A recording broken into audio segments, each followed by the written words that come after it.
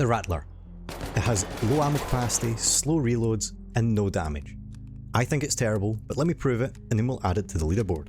In terms of the weapon stats, a level 1 Rattler has 10 bullets in its magazine and 100 durability. Every time you upgrade that, you get an extra 4 bullets in the magazine and an extra 10 durability. The cost of a level 1 Rattler is 16 metal parts and 12 rubber parts. To upgrade it to a level 2 is 10 metal parts and 10 rubber parts. To upgrade it to level 3 is a little bit more costly, that's 3 mechanical parts and 1 simple weapon. And it's the same to upgrade to a level 4, 3 mechanical parts and 1 simple weapon part. The cost of each upgrade is shown here, and the total cost is shown in the right hand column. As you can see, if you're running around with a level 4 Rattler, that's 15,000 that you're running around, and if you're going to lose it because it's a poor weapon, maybe you don't really want to be taking it into a raid.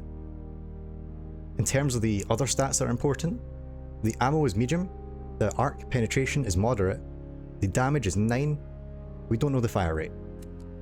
So how do we calculate the fire rate? First of all, we need to measure the time between shots, which I can do with the number of frames in the clips. But what's important is that we measure it using the muzzle flash and not the HUD, as the HUD has a slight lag which can be inconsistent. So the fire rate calculation goes as 60 FPS, which is what I record at, the 92 frames in the clip, and the 13 shots.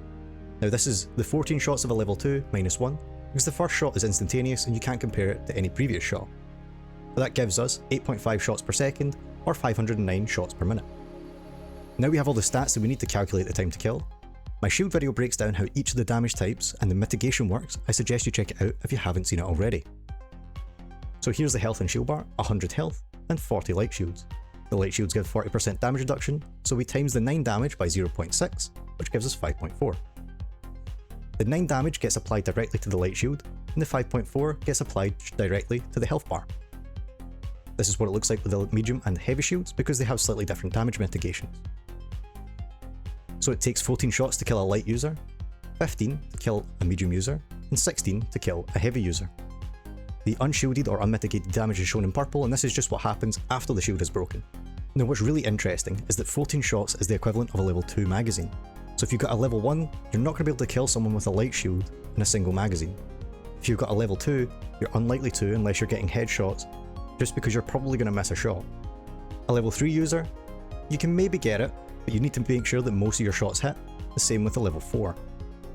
But to kill a medium or a heavy user, you really need to be using a level 3 or level 4 and ensuring that you hit as many shots as you can, otherwise you're going to have to reload. One thing that should definitely be mentioned is that all the free loadouts come with a level 1 variant of the weapon, so that's Ferro, Kettle or Rattler.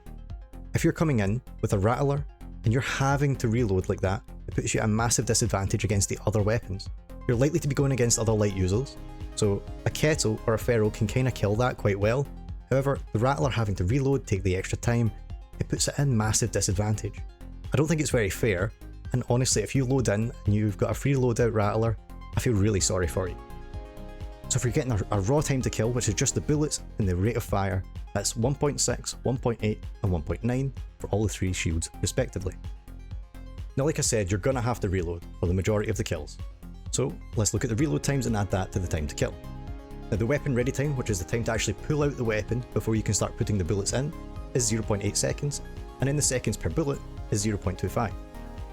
Now that means that it's 0.5 because you reload 2 bullets at once.